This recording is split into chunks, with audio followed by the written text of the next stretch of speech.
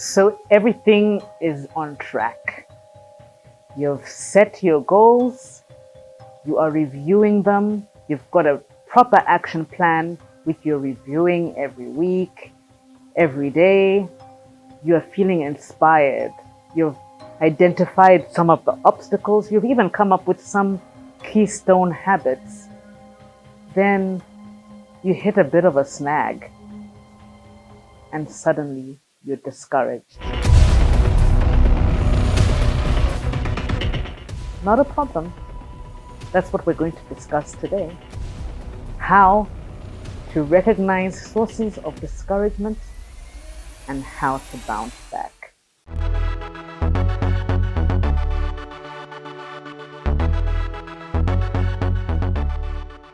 Welcome to Living It Up with Isabel. This is the place where we learn to live the life that we love and love the life that we live. My name is Isabel Kachinchika. I'm the first president of the Institute of Marketing in Malawi.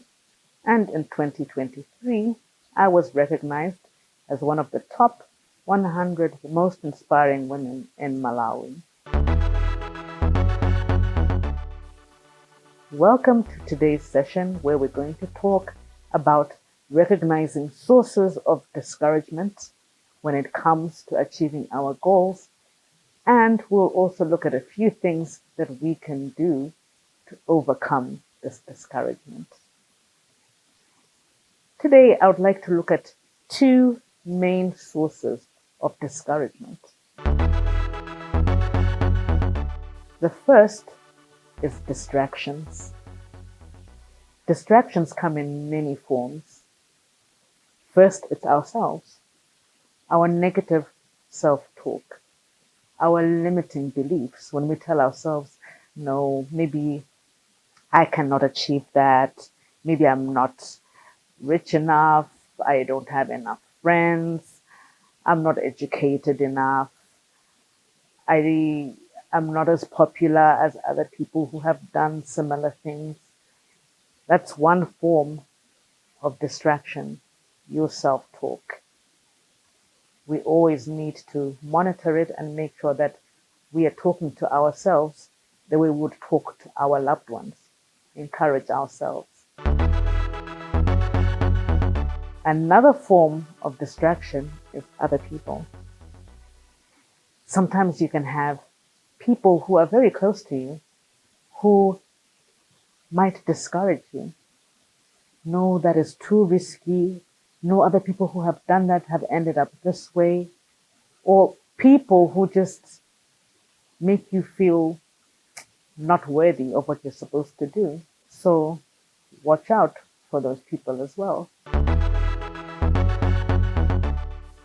Then there are things that also distract us. Things are everywhere. Even on our mobile devices, we can find things that would distract us. Instead of doing what we had agreed would be our keystone habit.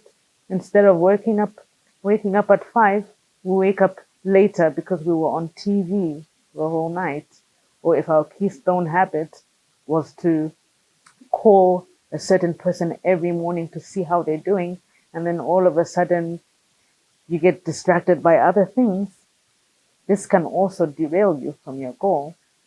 So those are the 3 distractions: our self-talk, people, and things. The second form of discouragement comes from a disconnect. The disconnect comes when whatever it is that we're doing is no longer aligned with our purpose. Earlier, we spoke about our purpose, where we're looking at different areas, whether it's from a social point of view or from our society or from the things that we're passionate about and our values. So for instance, if you have set one of your goals to get a promotion in a certain place, but the nature of things in that organization go against your own values and you keep pushing for this promotion, but you feel discouraged along the way because, quite frankly, it's so disconnected from your values and from your purpose.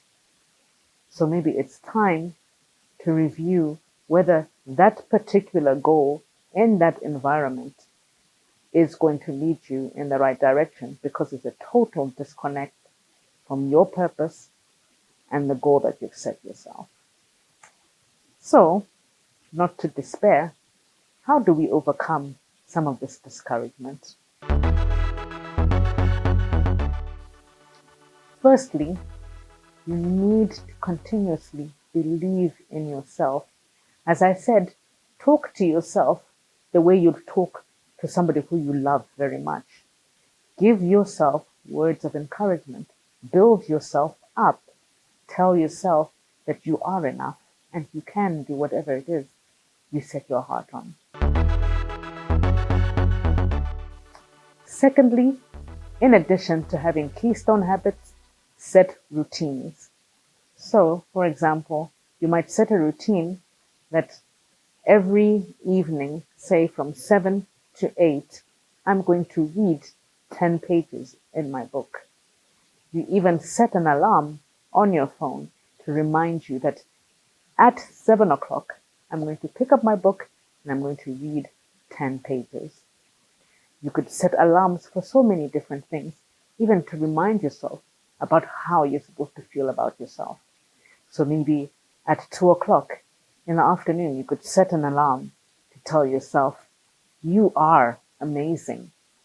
And that can set the tone for the rest of your day and remind you that, yes, I am amazing. The third thing is to always keep reviewing your goals. As I said, sometimes we can actually be chasing goals that are not in sync with our purpose. We're chasing after things that are diminishing what we feel is valuable in our lives. They steal our joy. So continuously look at your goals and understand the reason that you're actually chasing those goals. And if you find that it's not in line with your purpose, then maybe it's time to review them and start looking at other things that are in tandem with who you are and the type of person you want to be. When you have something that is in line with your purpose, there's no way you can be discouraged. So until next time, I encourage you to continue celebrating life.